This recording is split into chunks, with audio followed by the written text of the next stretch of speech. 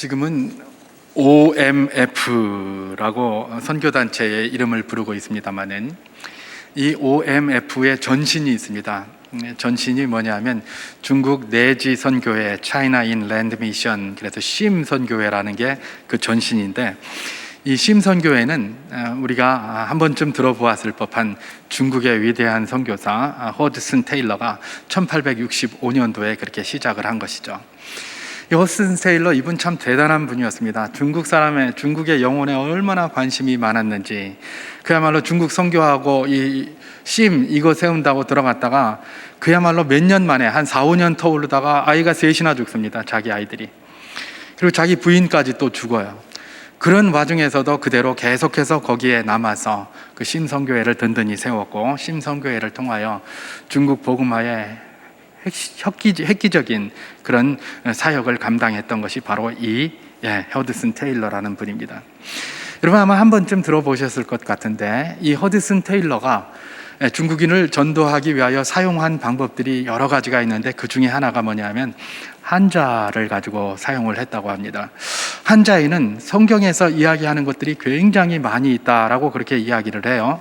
저는 모든 것들을 다 확인을 해보지는 못했습니다만은, 그래서 허드슨 테일러가 그것을 가지고 성경을 많이 설명했다고 합니다.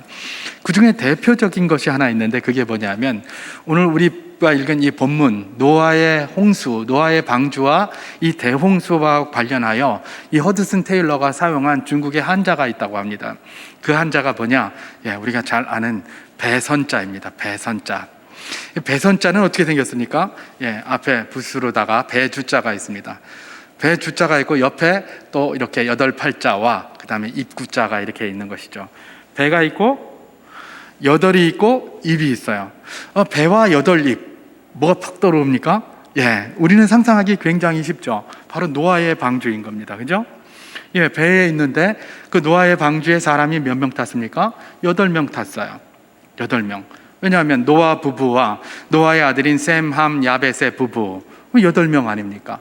그러니까 이게 너무나 이제 설명을 하기 쉬운 겁니다. 그래서 허드슨 테일러는 뭐를 이야기를 했다? 봐라, 너희 선조가 만든 이 중국의 한자에도 이 노아의 홍수에 대한 이야기가 있다. 그러니 너희 글자가 이 성경을 증거하고 있다. 이렇게 복음을 전했다고 그렇게 이야기를 합니다. 여러분, 이상한 것이 있습니다. 여러분들 어떻게 생각할지는 잘 모르겠는데, 이상한 것들, 그게 뭐냐면 왜 배선자가 그렇게 생겼느냐, 이런 이야기입니다. 여러분, 배선자는 우리가 뭐라고 이야기를 하냐면 회의문자라고 그렇게 이야기를 합니다. 회의문자는 몇 가지의 한자가 이렇게 모여가지고 새로운 어떤 뜻을 만들어내는 것을 회의문자라고 하는데, 이 배선자는 3개의 상형문자가 쓰였습니다. 하나는 아까 말씀드린 것처럼 배주자라는 상형문자, 그 다음에 하나는 반을 뚝 잘랐다는 의미에서 이 8팔자라는 이런 상형문자, 그 다음에 입을 형상화한 이 입구자, 이 상형문자, 이 3개가 합쳐져서 뭐가 만들어진 겁니까? 바로 이 배선자가 만들어진 것이죠. 아니, 왜 중국의 고대 사람들은 배를 표현하는데 이 3개를 붙여서 표현하기를 원했을까? 왜 다른 글자도 굉장히 많은데 배를 하나 표현하는데 이 3개를 갖다가 붙여서 만들기를 원했을까? 바로 그것입니다. 중국의 한자가 어디서부터 시작되었다고 합니까? 보통 이전에 우리는 세계사 책이나 이런 데 보면 은나라 시대의 갑골문자 이렇게 얘기를 합니다. 근데 은나라라는 건 사실은 없었고요. 이게 원래 상나라였다고 합니다. 상나라고, 상나라의 수도로서 상나라 마지막 후반기에 은허라는 지역에서 거기에 이렇게 그 도읍을 정하고 했었기 때문에 그래서 은나라다 이렇게 알려져 있다, 그런 이야기를 하더라고요. 어쨌든 이 상나라 초반기에 상나라의 이 갑골 문자와 같은 이런 문자들이 굉장히 많이 유행을 했는데, 그래서 그 갑골 문자가 나와 있지 않습니까? 은허 유적지에서 그게 나왔거든요. 그게 이제 세계사책에 우리 이전에 교과서에 막 기록되고 그렇게 했었는데요. 자, 갑골 문자를 쓰고 이렇게 하던 이 상나라 사람들 말입니다. 그 상나라의 그 조상들, 중국 최초의 그런 어떤 나라라고 이야기할 수 있는 그런 나라의 조상들이, 중국의 고대인들이 왜 한자를 만들면서, 왜 자기들이 쓰는 회의 문자를 만들면서 이 배주자하고 8팔자하고 입구자를 붙여가지고 배선자를 만들기를 원했느냐? 이게 참 특이한 거라는 거예요. 그죠? 허드슨 테일러를 이걸 왜 그렇게 했다고 합니까? 이게 결국은 홍수가 있었다는 것이고, 그리고 중국의 태고의 조상들이 다 뭐와 관련되어져 있다? 노아의 방주에 관련되어 있고 노아에게 그 뿌리가 있다는 것들을 증명하는 것이다, 그런 이야기를 한 겁니다. 그래서 처음에 문자가 없을 때는 어떻게 됐겠습니까? 구전으로 그게 전해지는 겁니다. 구전으로 정해지다가 이제 뭐가 만들어진 겁니까? 이 갑골 문자 이런 게 만들어진 거예요. 그래서 그 문자를 가지고 어떻게 한 겁니까? 그걸 표현을 해낸 것이죠. 그 표현하는 가운데 처음에 야, 배선자를 이렇게 쓰자라고 말하면서 자기들끼리 모여가지고 배를 이야기하고 8팔자를 쓰고 입구자를 써서 배선자를 쓰자. 한 사람이 결정했겠습니까? 그렇지 않습니다. 거기 있는 많은 사람들이 동의를 해서 그게 바로 뭐가 된 겁니까? 배선자가 됐을 겁니다. 오늘날도 신조어가 많이 만들어집니다. 신조어가 하루아침에 만들어집니까? 아닙니다. 누군가가 그걸 이야기를 하면 여러 사람이 동의를 해야 그게 신조어가 되는 겁니다. 마찬가지 아니겠습니까? 그러면 그 당시에 왜 굳이 배주자에 8팔자에 입구자가 붙어야 배선이 되느냐, 이런 거를 질문한 사람이 하나도 없는 겁니다. 왜? 다 동의를 했기 때문에. 다 동의를 했기 때문에. 이게 바로 누가 이야기를 하는 겁니까? 허드슨 테일러가 그렇게 이야기를 하는 겁니다. 그렇기 때문에 바로 너희가 보는 이 한자가 바로 노아의 방주, 이 대홍수의 사건이 있었음을 이야기를 하는 거고, 너희들도 여전히 누구에게 뿌리가 있다? 노아에게 뿌리가 있다라는 것들을 설명하는데 그걸 사용했다는 바로 그 이야기인 것입니다. 여러분 어떻게 생각하십니까? 배선자가 우연히 이렇게 만들어졌을까요? 아니면 허드슨 테일러가 말한 것처럼 우연이 아니라 필연적으로 그렇게 된 것일까요? 여러분 어떻게 생각하세요? 저는 말입니다, 이 허드슨 테일러의 이 주장이 맞다고 저는 생각을 합니다. 왜 그렇습니까? 바로 성경이 그 이야기를 하고 있잖아요. 성경이 그 이야기를 하고 있어요. 배에 8명의 사람이 탔다는 거예요. 성경의 이야기예요. 그러니 이건 뭐 빼도 박도 못하는 거예요. 성경이 그렇게 하고 있어요. 그리고 그 노아의 후손들 중에 일부가 나중에 창세기 11장에 가면 온 데로 다 퍼지지 않습니까? 퍼지면서 그렇게 퍼져 나간 거고, 그렇게 해서 오랜 동안 시간이 흐르는 가운데 상나라에 이르렀고, 상나라에서 그 문자를 만들 때에 그 구전으로 전해진 것들에 익숙해 있기 때문에 그 말을 그렇게 쓰는 것도 전혀 문제가 되지 않았을 것이다라는 확신이 있는 것이죠. 그래서 저는 허드슨 테일러의 그런 주장에 동의를 하고 그렇게 하는 것이 옳다라고 그렇게 이야기를 하는 것입니다. 물론 반론도 많이 있습니다. 반론이 있는데, 어떤 이 반론하는 사람들의 특징은 뭐냐면 이 홍수 자체가 없었다고 이야기를 합니다. 대홍수는 무슨 대홍수? 그리고 성경에 나오는 그 대홍수의 기록들, 그걸 믿냐? 성경은 다 수메르의 홍수설화, 길가메시 설화를 뺏긴 거다. 근데 그걸 믿고 앉았냐? 그런 건 있지도 않았고 없다. 이렇게 주장을 하는 거예요. 그러면서 성경에서 나온 거기 때문에 그런다라고 말하면 이거 다 헛소리다, 그렇게 이야기를 하는 거예요. 지난 19세기에 지금 현재는 뭐 이라크의 모술 지역이라는 지역인데, 거기가 원래 아수르의 그 니느웨가 그 근처였습니다. 거기에 이제 그 발굴 작업을 이렇게 하다가 도서관터가 있었는데, 그 도서관터를 뒤지다 보니까 거기서 토판들이 나왔어요. 그게 소위 길가메시 홍수설화라는 겁니다. 그래서 길가메시 그 설화가 거기서 나타난 거예요. 근데 여러분, 이 수메르라는 나라는 언제 세워졌었냐 하면 주전 5000년경에 세워져 가지고 아카드라는 왕조에게 멸망하기까지, 그게 주전 2300년까지 약 2700년 동안 존재했던 제국이 이 수메르예요. 그런데 모세가 성경을 기록한 때는 언제입니까? 주전 1400년대예요. 그러니까 적어도 말입니다, 이 수메르의 이 홍수설화는 이 모세가 이 성경의 창세기에 기록하기 전에 적어도 1000년 전 이상, 1000년보다도 훨씬 전에 그게 기록된 것이죠. 자, 그러다 보니까 이 사람들이 뭐라고 얘기를 합니까? 1000년 전에 나와 있던 그걸 갖다가 그 옆에 살고 있는 가나안에 있었던 모세가 뺏긴 거다. 그러니까 그런 것들이 있던 것도 아니고 그 수메르의 그 홍수설화에 나와 있는 걸 그대로 베꼈을 뿐인데 뭘 그걸 가지고 뭐 이렇게 하느냐, 이렇게 이야기를 하는 것이죠. 가만히 들어보면 연대적으로도 그렇고 그들 말이 뭐 틀린 것 같이 않아 보일 수도 있어요. 그죠? 솔깃한 귀로 이렇게 하고 또 때로는 또 그렇게까지 이야기를 하면 마음이 흔들리는 것도 사실은 사실이에요. 그죠? 그런데 말입니다, 성경에 기록된 대홍수와 관련해서 이들이 설명해 주지 못하는 것들이 있습니다. 그게 뭐냐면 이 대홍수 이야기는 말입니다, 수메르에만 있는 것도 아니고 아까 그 중국에만 있는 것도 아니고 성경에만 있는 것도 아니라는 거예요. 온 세계의 대홍수에 관한 이야기가 어떤 사람의 이야기에 의하면 300여 개나 된다고 그래요. 300여 개. 심지어 중국, 인도 뭐 이런데 무슨 뭐 가나안, 그다음에 수메르 이런 것뿐만 아니라 심지어 대륙을 달려요 아메리카 대륙에도 홍수에 대한 그런 그 이야기가 벽화에 많이 새겨져 있다는 거예요. 심지어 중미의 멕시코에도 그게 벽화예요. 아주 오래된 벽화에 그런 게 그려져 있다는 것이고, 또 아즈테크 문명 같은 그런 데도 마야, 잉카, 아즈텍 그런 문명들이 가지고 있는 그런 굴에도 그런 것들이 있다는 거예요. 뿐만 아니라 남미에도 그런 홍수설화가 굉장히 많다고 이야기를 합니다. 아니 도대체가 그 시대에 이 사람들이 별로 교류도 안 했을 텐데 이들의 주장에 의하면 아니 그 시대에 어떻게 교류를 하러 그렇게 했겠습니까? 근데 어떻게 그 이야기가 거기까지 그렇게 퍼졌다는 것인가? 예. 이 답은 하나죠. 답은 하나예요. 홍수가 반드시 있었다는 것이죠. 저들은 홍수가 없었다고 이야기를 하지만 대홍수는 분명 있었다는 거예요. 분명 있어요. 그러니까 온 세계에 홍수에 대한 기록들이 다 있는 거예요. 그리고 이들의 모든 것이 다 어디에 있는 겁니까? 뿌리가 노아에게 다 있다는 겁니다. 그러니까 다 아는 거예요. 그러니까 성경과 이들이 이야기하는 홍수설화 비슷비슷한 것도 있고 다른 것이 많죠. 뭐가 다릅니까? 성경은 여호와에 대해서 이야기를 하고 있지만 저런 홍수설화는 또 다른 신이나 다른 것들에 대해서 이야기를 하고 있어요. 그런 차이점이 있어요. 차이점이 있지만 이것은 왜 그렇게 생겼겠습니까? 당연하죠. 여호와 하나님을 계속해서 믿고 그것을 따른 사람들은 다 뭡니까? 그대로 그것을 그렇게 보존을 했을 테고 다른 사람들은 그렇게 보존하지 않았을 것입니다.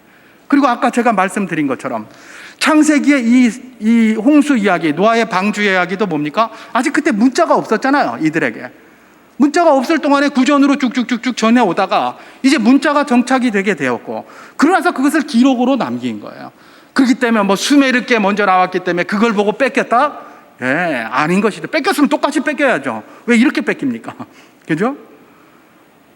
여러분, 세계에 많은 홍수설화가 있다는 것과 똑같이 대홍수를 이야기하고 있다는 것, 문자의 발견이 다 연도의 차이가 있다는 것, 이 모든 것들을 우리가 조합해 볼 때에 성경에서 이야기하는 대홍수, 노아 방주의 이야기는 없는 것이 아니라 반드시 있었던 것들이고, 또 성경의 이야기가 옳다라는 것들을 증거하고 있다는 많은 증거라고 우리가 볼 수 있을 것입니다. 특별히 성경이 왜 중요합니까? 다른 모든 것들은 그 홍수에 대해서 각기 자기들의 관점에서 기록이 되어져 있습니다. 그러나 성경은 뭡니까? 여호와 하나님께서 심판을 하실 때에 바로 이렇게 하셨다라는, 여호와께서 이 모든 것들을 하셨다는 것들을 강조하고 있기 때문에 다른 어떤 것이 한 게 아니라 여호와께서 심판 과정으로 이 홍수를 허락하셨다라는 것들을 이야기하고 있기 때문에 특별히 그리스도인이고 여호와 하나님의 백성들인 우리는 거기에 더 집중을 해 나가야 된다는 것입니다. 오늘 우리가 읽은 이 성경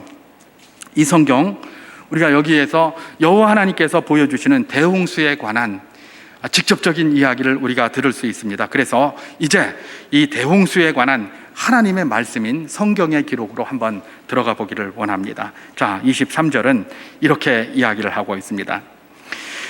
지면의 모든 생물을 쓸어버리시니 곧 사람과 가축과 기는 것과 공중의 새까지라. 이들은 땅에서 쓸어버림을 당하였을 때 오직 노아와 그와 함께 방주에 있던 자들만 남았더라. 이렇게 기록하고 있습니다.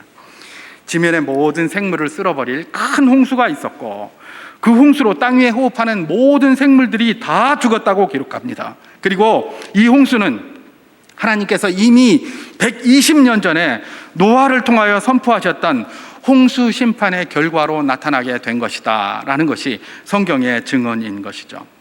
그런데 말입니다, 이 말씀을 가만히 들여다보면 홍수 심판에만 초점이 있는 것 같지가 않아요.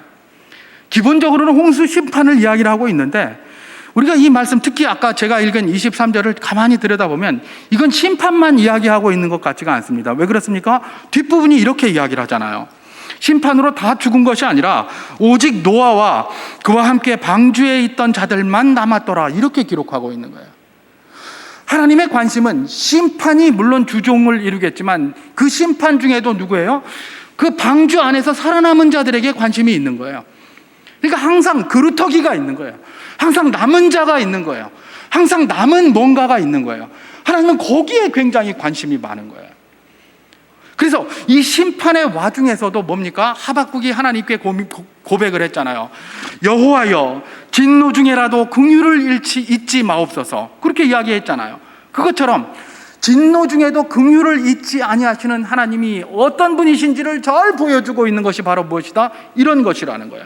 다 멸절하고 땅에 기식이 있는 모든 것들은 다 죽는 와중에서도 오직 노아와 그와 함께 방주에 있던 자들만 남았다는 거예요. 그래서 우리가 바라볼 것은 뭡니까? 심판으로 멸절한 것, 그것도 우리가 바라봐야 되겠지만 더욱더 바라봐야 될 것이 무엇이다? 그런 와중에도 여전히 구원받은 자들이 있더라.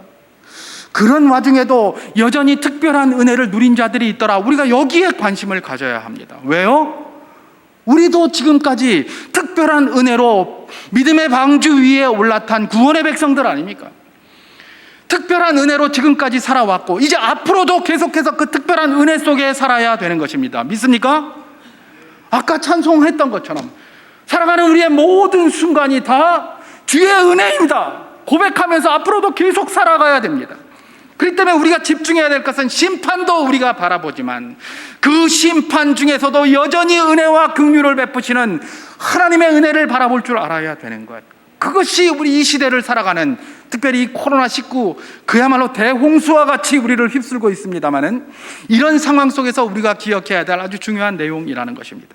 그래서 우리는 오늘 이 말씀을 통해서 배워야 할 것이 있는 것입니다. 도대체 그 엄청난 홍수의 와중에서도 이 방주에 오른 자들, 사람뿐만 아니라 짐승까지 다 있기 때문에 이 방주에 오른 자들은 어떤 자들이었기에 하나님의 특별한 은혜를 그렇게 받고 살 수가 있었을까? 그걸 한번 우리가 들여다보는 것이 굉장히 중요할 것입니다. 왜냐하면 우리도 여전히 하나님의 은혜로 지금까지 살았고 앞으로도 그렇게 살아야 될 사람들이기 때문에 그렇다는 것입니다. 자, 그렇다면 방주에 오른 자들을 한번 세부적으로 살피면서 잠깐 은혜를 나눠보기를 원합니다. 방주에 올라있던 자들은 누구인가? 저는 그들이 하나님의 부르심에 충실히 순종하는 자들이었다라고 말하고 싶습니다. 여기서 제가 자들이라고 한 것은 사람뿐만 아니라 짐승도 있기 때문에 그래요. 아니, 무슨 짐승이 하나님의 부르심에 뭐 충실히 순종했단 말이냐, 그 이상한 소리 하고 있네. 혹시 그렇게 생각하십니까? 제가 이렇게 말하는 이유를 이제 잠시 후에 말씀을 드리도록 하겠습니다. 자, 오늘 우리가 읽은 본문 13절에서 15절까지를 제가 다시 한번 봉독해 보도록 하겠습니다. 곧 그날에 노아와 그의 아들 셈, 함, 야벳과 노아의 아내와 세 며느리가 다 방주로 들어갔고 배선자입니다. 그들과 모든 들짐승이 그 종류대로, 모든 가축이 그 종류대로, 땅에 기는 모든 것이 그 종류대로, 모든 새가 그 종류대로, 무릇 생명의 기운이 있는 육체가 둘씩 노아에게 나와 방주로 들어갔으니, 이렇게 기록하고 있습니다. 여러분, 이 말씀을 보면 먼저 노아와 그의 가족들이 방주에 들어갔다라고 그렇게 기록하고 있습니다. 여러분, 이 부분과 관련해서 우리 주님께서 친히 누가복음 17장 27절에서 하신 말씀이 있습니다. 그걸 제가 잠깐 봉독을 해드리면 이런 내용입니다. 노아가 방주에 들어가던 날까지 사람들이 먹고 마시고 장가들고 시집가더니 홍수가 나서 그들을 다 멸망시켰으며, 이게 주님이 친히 하신 말씀입니다. 여러분, 이것은 어떤 배경에서 이런 말씀을 했느냐 하면 주님께서 속히 재림하실 것이다. 그런데 재림하시는데 부지불식간에 다시 오실 것이다 라는 걸 이야기를 하면서 그냥 노아 시대의 다른 사람들처럼 준비도 안 하고 그야말로 먹고 마시고 시집가고 장가가고 일상에 파묻혀서 그렇게 살지 말고 준비해라 라는 말씀 가운데서 이 말씀을 하신 거예요. 자, 주님께서 이 말씀을 하셨다면 노아 시대의 상황으로 다시 한번 돌아보도록 하겠습니다. 노아 시대에 어떻게 했다는 겁니까? 주님께서 이미 120년 전에 노아를 통해서 120년쯤 지나고 나면 대홍수가 있을 것을 선포하게 하셨습니다. 그러고 나서 뭘 한 겁니까? 방주에 오를 수 있는 사람은 노아와 그 가족밖에 없다라고 딱 못 박았겠습니까? 그렇지 않은 것이죠. 모든 이들에게 다 홍수가 있을 것이니 준비하라라고 했던 겁니다. 준비하라라고 했던 거예요. 이게 바로 주님께서 친히 말씀하신 내용이에요. 준비하라라고 했는데 이들은 준비하지 않고 뭐 한 겁니까? 시집가고 장가가고 먹고 마시고 그러면서 오히려 노아가 선포하는 그 말 듣고 조롱하고 비판하고 조롱하고 하면서 아무것도 준비하지 않았던 겁니다. 결국은 그들은 무엇입니까? 그 대홍수로 말미암아 모두 다 멸절되게 된 것이다. 그게 바로 주님께서 그대로 인용하고 있는 내용 아니겠습니까? 그렇습니다. 여러분, 비가 온다는 대홍수의 이야기는 노아뿐만 아니라 그 시대의 모든 자들에게 다 선포된 말씀입니다. 그런데 그 말씀에 온전히, 그래서 방주로 나오라고 하는 그 부르심, 여호와께로 나오라고 하는 그 부르심에 온전히 순종한 사람들은 누구였다? 노아와 그의 가족들밖에 없었다는 것입니다. 그래서 그들은 방주에 오를 수가 있었던 것이죠. 나머지 모두는 다 뭡니까? 멸절당할 수밖에 없었다는 것을 이야기를 하고 있는 것입니다. 그렇습니다. 노아와 그의 가족들, 사람들은 그야말로 하나님의 말씀에, 그 부르심에 철저히 순종해서 그렇게 나아왔기 때문에 바로 이 특별한 은혜를 누리는 구원의 백성, 방주 안에 있는 백성이 되었다라는 것들을 우리가 먼저 생각해 볼 수 있습니다. 자, 그렇다면 짐승들은 어떨까? 짐승들은 어떨까? 여러분, 짐승들을 노아가 가서 직접 불렀을까요?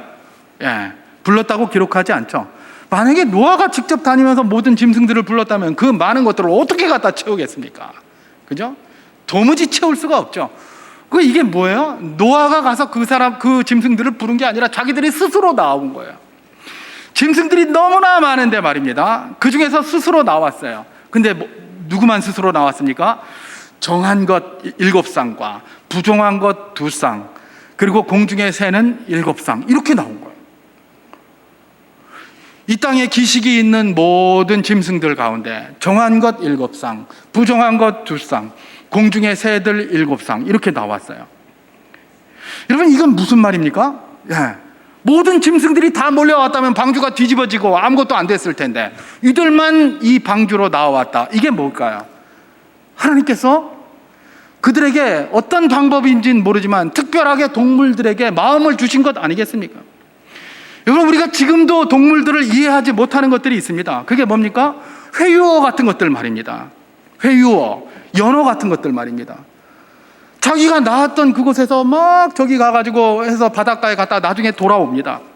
어젠가 그저께 뉴스에 나오는 거 보니까 우리나라에 어도가 잘못 설치된 게 너무나 많아서 그 어도를 다 고치려면 155년이 걸려도 못 고치겠다. 현재의 이 속도로는, 뭐 이런 거 이야기하는 거 보았습니다. 여러분, 어도 왜 만들었습니까? 어쨌든 상류를 통해서 올라가는 고기들이 올라가라고 만들었는데 순 엉터리 같이 만들어서 그렇게 된 것 아니겠습니까? 회유어들 말입니다. 아니, 이 고기들 어렸을 때 거기서 나왔는데 저 대양에 가서 클 동안 다 성장하면서 어떻게 고기를 다시 찾아오는지, 저는 길치라서 내비게이션 치고도 잘 못 다니는데 이 고기들은 어떻게 그 넓은 태평양 바닷가로 그렇게 돌아다니다가 다시 돌아가는데 지 죽을 걸 모르고 온몸에 상처를 다 입어가면서 그 어도를 따라 올라가고 그 공중을 따라서 올라가느냐, 이런 얘기입니다. 이게 왜, 이 설명이 안 돼요. 이게 설명이 안 된다. 거기 가서 다시 죽기 위해서 간다. 그건 나중에 결과를 이야기를 하는 거죠.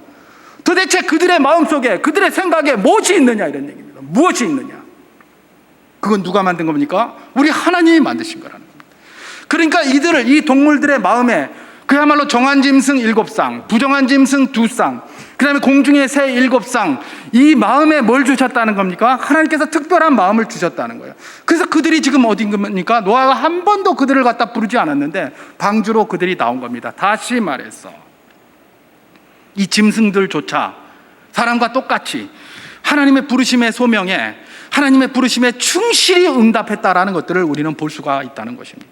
그래서 그들이 다 방주 앞으로 나오게 된 것이죠. 다만 이들이 사람과 다른 점이 있습니다. 뭡니까? 사람은 그야말로 정한 사람이라고 볼 수 있는, 정결하다고 볼 수 있는, 그 당시 당대의 의로운 자라고 칭찬받은 노아와 그의 가족들에게 국한되어져 있었다면, 짐승은 뭐예요? 정결한 짐승뿐만 아니라 부정한 짐승까지 다 왔다는 거예요. 그죠? 그게 차이가 나요. 당대의 노아의 가족은 의로운 따, 하나님 앞에 의롭다고 이렇게 칭찬을 받은 정결한 사람들이었어요. 그래서 그들이 이렇게 나온 반면에 짐승은 그가 정결한 짐승이든 부정한 짐승이든 다 나와왔다는 것이죠. 하나님 말씀을 듣고 어떤 마음으로 했던지 간에 하나님의 부르심에 다 응답해서 나왔다는 것입니다. 여러분, 이 사실에서 먼저 우리가 무엇을 또 발견할 수가 있겠습니까? 놀랍게도 짐승들은 정한 짐승이든 부정한 짐승이든 다 하나님의 부르심에 충실히 순종한다는 겁니다. 근데 사람은 어떻게 한 겁니까? 정한, 구별된 그런 자들만 하나님 앞에 나온다라는 것들을 보여주는 것을 우리가 발견하게 됩니다. 우리는 가끔 파렴치한 사람들에 대해서 그런 이야기를 합니다. 이런 짐승만도 못한 인간, 그런 이야기를 해요. 파렴치한 사람들에게 이런 짐승만도 못한 인간, 파렴치한 그런 사람들은 짐승만도 못한 인간이죠. 그런데 말입니다, 짐승만도 못한 게 꼭 파렴치한 것에만 있는 것이 아니에요. 하나님 말씀 순종하는데도요, 인간이 짐승만도 못해요. 바로 이런 게 보여주잖아요. 짐승만도 못해요, 하나님 말씀 순종하는 것에 있어서는. 그래서 사실은 우리 주님께서, 저는 이거 묵상하면서 좀 웃음도 좀 나왔어요. 우리 주님께서 말씀 순종한다 그러고 저도 뭐 막 묵상하고 이러면서, 우리 주님께서 뭐라고 하실까? 야, 이 짐승만도 못한 인간아, 나보고 그러지 않을까? 이런 생각이 드는 거예요. 말씀대로 짐승들은 다 하는데, 정한 짐승이든 부정한 짐승이든 다 하는데 나는 왜 못할까? 하나님께서 야, 이 짐승만도 못한 놈아, 이렇게 할 것 같아요. 그냥 그런 마음이 탁 들어서 제가 웃음이 좀 나왔는데 말입니다. 그럼에도 불구하고 이렇게 하나님 말씀 순종하는 것에 있어서는 짐승만도 못한 존재들임에도 불구하고 하나님께서는 짐승도 사랑하시지만 인간을 더욱더 사랑하셨습니다. 그죠? 왜요? 하나님의 형상으로 우리를 만드셨기 때문에. 그래서 지금도 끝까지 인내하시면서 못 알아듣는 자들이 주님께 돌아오라, 주님께 돌아오라 오래 참으시면서 그 사랑의 손을 끝까지 벌치고 있는 것이죠. 그런데 사람들은 이런 것에 대해서 뭐라고 얘기를 합니까? 오히려 오해를 해가지고 잘못 반응을 보이고 있죠. 이 반응에 대해서는 베드로서 3장 9절에서 아주 잘 표현하고 있지 않습니까? 주의 약속은 어떤 이들이 더디다고 생각하는 것 같이 더딘 것이 아니라 오직 주께서는 너희를 대하여 오래 참으사 아무도 멸망하지 아니하고 다 회개하기에 이르기를 원하시느니라. 하나님이 모두 다 회개하여 주님의 백성이 되기를 원하시는데, 왜냐하면 하나님이 형상으로 지으신 사랑하는 존재들이기 때문에. 그런데 하나님의 역사가 빨리 나타나지 않는다고, 뭐 하나님이 있어, 말도 안 되는 소리 하지 마, 이렇게 한다는 겁니다. 반응이 전혀 짐승들과는 다릅니다. 짐승들은 그야말로 막 부정한 짐승이든 정한 짐승이든 하나님 말씀이면 철저하게 순종을 하는데 인간이 그렇지 못하다는 것이죠. 여러분, 우리는 그럼에도 불구하고 하나님의 부르심에 철저하게 순종해서 구원의 방주인 우리 수종교회에 오르신 줄 믿습니다. 우리 믿음 가운데 서하여 구원의 백성이 된 줄 믿습니다. 이것은 참 하나님의 큰 은혜이고 또 하나님의 말씀에 순종한 여러분들에게 주시는 하나님의 복과 은혜가 분명합니다. 하나님께서는 여전히 오늘 우리들에게 또한 무엇을 이야기를 하십니까? 다양한 사명으로 또 우리를 부르십니다. 다양한 사명으로 우리를 부르실 때에 아멘으로 응답하시면서 부족하지만 한 걸음씩 걸어가는 복된 분들 다 될 수 있기를 주님의 이름으로 축원합니다. 하나님께서 보시기에 야, 이 짐승만도 못한, 이런 말을 하는 것이 아니라 과연 네가 당대의 의로운 자다, 노아에게 말씀하셨던 그 말씀이 바로 저에게, 우리 모두에게 늘 임할 수 있기를 주님의 이름으로 축원합니다. 한 가지만 더 살펴보면, 짧게 살펴보겠습니다. 방주에 있던 자들은 아까 말씀드린 것처럼 그야말로 하나님의 부르심에 철저히 순종하는 자들이었을 뿐만 아니라 새로운 세상을 만들어갈 자들이었다라는 바로 그것입니다. 여러분, 이들은 모든 육체가 죽어버린 땅에 이제 다리를 내리고 이렇게 살아가야 될 그런 존재들이었습니다. 다시 말해서 이들로 하여금 뭐예요? 새롭게 모든 사상이 이제 열려져 가게 되는 것 아니겠습니까? 이전에 모든 것들은 이제 다 죽고 기식에 있는 것들은 다 죽었어요. 그럼 새롭게 세상을 열어가는 것은 누가 할 것입니까? 바로 이들에게 맡겨진 겁니다. 구원의 방주에 올려 있는 이런 존재들, 이런 자들에게 하나님께서 무슨 사명을 주셨다고요? 새로운 세상을 이끌고 갈, 새로운 세상을 만들어갈 그런 사명을 주시는 거예요. 여러분, 여전히 이건 오늘 우리에게도 동일하게 다가오는 사명입니다. 구원의 방주에 오른 우리들에게 하나님이 주시는 사명이 무엇입니까? 새로운 세상을 열어갈, 새로운 세계를 열어갈 바로 그 사명을 우리에게 주시는 것입니다. 여러분, 아까 제가 표현을 했습니다만, 비유적으로 표현을 했습니다마는 코로나19는 이건 대홍수와 같아요. 지난 1년 전 세계를 휩쓸고 지금도 전 세계를 두려움과 고통과 질고 속에 빠지게 만들고 있는 아주 대홍수의 상황이라는 겁니다. 이 상황에서 주님께서 우리를 구원의 방주에 태우시고 이 코로나19의 대홍수가 끝난 다음에 우리가 뭘 해야 된다는 겁니까? 새로운 세상을 창조해 나아가야 된다는 겁니다. 새로운 사명을 가지고 나아가야 된다는 겁니다. 새로운 사명을 가지고 뭘 해나가겠습니까? 바로 하나님의 구원의 방주에 새로운 생명들을 많이 채워서 그들로 하여금 새롭게 세상을 이끌어 가게 하시는 것, 그것이 바로 이 하나님이 이런 말씀을 통해서 우리에게 주시는 뜻 아니겠습니까? 바로 그것입니다. 이 코로나19의 이 쓰나미가 지나간 이후에도 여전히 주께서 우리에게 주신 사명이 있는데, 그것은 무엇입니까? 예수의 방주를 짓고 예수의 방주에 인생들의, 그런 죽어있는 인생들의 영혼을 채우고 또 그 예수의 방주를 세워나가는 복된 자들이 되어라 라고 하는 것이 바로 오늘 우리에게 주시는 새로운 사명, 바로 그 당시에 방주에 올랐던 모든 자들에게 주신 사명과 같이 오늘 우리에게도 주시는 사명이라는 것입니다. 그런데 예수를 짓고 예수를 채우고 예수를 전하고 하는 방법으로 우리 주님께서 주신 것이 무엇입니까? 예수 믿는 믿음 그거고 십자가 주신 거예요. 그죠? 이게 참 답답한 일이에요. 목사가 이게 십자가 이야기하고 믿음 이야기하면서 답답한 일이라니 이게 뭔 말인고, 참 믿음이 없어서. 왜 답답한 일일까요? 세상 사람도 이거 믿으려고 하지 않아요. 믿으려고 하지 않아요. 조롱하고 막 그래요. 오히려 막 욕하고 말입니다. 막 계속 막 이렇게 얘기를 하고 막 그러는 것이죠. 아니, 이들에게 오직 예수 그리스도를 통한 구원을 이야기를 한다, 십자가만이 힘이요 능력이다, 이 사람들이 받을 것 같지 않아요. 받을 것 같지 않으니까 우리가 굉장히 주저 많이 해요. 그러면서 많은 관심, 저 같은 이런 목사들이 가지고 있는 관심이 무엇입니까? 어떻게 하면 저들을 좀 이렇게 편안하게 해서 좀 끌어들일까? 이런 생각을 많이 해요. 그래서 이런 것도 하고 저런 것도 하고 막 어떻게 하면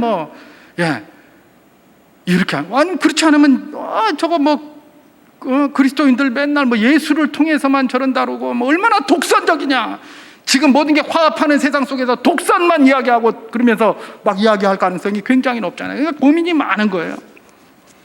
그러니까 어떻게 그들의 마음을 좀 편안하게 하고 이런 데 관심이 많은 것이죠. 그것도 굉장히 중요합니다. 근데 우리에게 흔들리지 말아야 할 것이 있습니까? 구원은 오직 예수 그리스도를 통해서 이루어진다는 그 사실에는 흔들림이 없어야 합니다. 그리고 세상 사람들을 유대인들은 거리끼는 것이요 헬라인들이나 이방인들은 미련한 것이라고 하는 그 십자가의 능력을 붙들고 살아가는 것, 그것이 바로 무엇입니까? 그리스도인들이라는 거예요. 오직 구원을 받은 백성들인 우리들은 그것이 그리스도의 능력임을 믿고 살아가는 거예요. 이걸 붙들고 살아야 되는 거예요. 우리가 그들을 이끌어드리기 위하여 다양한 방법을 생각해낼 수 있어요. 하나님이 방주를 지으라고 하셨지만 방주보다는 배를 만들 수도 있어요. 아주 크게 지으라고 하셨지만 조그맣게 만들 수도 있어요. 그러나 잊지 말아야 할 것은 뭡니까? 핵심이라는 것입니다. 오직 구원은, 오직 참 방주는 예수 그리스도를 통한 것이어야 한다는 바로 그것과 말입니다. 우리를 하나님의 사명 가운데 옳게 설 수 있는 능력과 힘이 되는 그 원천은 뭐다? 십자가밖에 없다라는 그 사실에는 흔들림이 없어야 된다는 것, 그것이 바로 이런 말씀이 오늘 우리에게 주는 도전입니다. 코로나19 이후에, 이 쓰나미와 같은 홍수 이후에 우리 주님께서는 이 말씀을 통하여 도전을 하고 계십니다. 이제 곧 그것이 끝나게 되면 너희들은 새로운 세상을 창조할 주역으로 다시 서야 한다. 새로운 세상을 창조할 때 예수를 짓고 예수를 세우고 예수를 전파해야 되는데, 그 가장 기준이 되는 것, 그 가장 기준이 되는 것이 예수를 그리스도를 믿는 믿음과 십자가의 능력이다. 그것 붙들고 예수로 구원의 방주를 짓고 그 구원의 방주에 죽어있는 생명들을 채우고 그렇게 해서 세상을 변화시켜 나가라. 그것이 이것을 통해서, 이 말씀을 통해서 오늘 우리에게 주시는 도전입니다. 성도 여러분, 이 도전 마음에 잘 새기시고 이제 머지않아 코로나19가 끝나게 될 텐데, 그때는 하나님께서 우리를 통하여 새 세상을 이루어가기를 원하시는 그 하나님의 손과 발이 되어 아름답게 사명 감당해 나가는 복담분들 다 될 수 있기를 주님의 이름으로 축원합니다.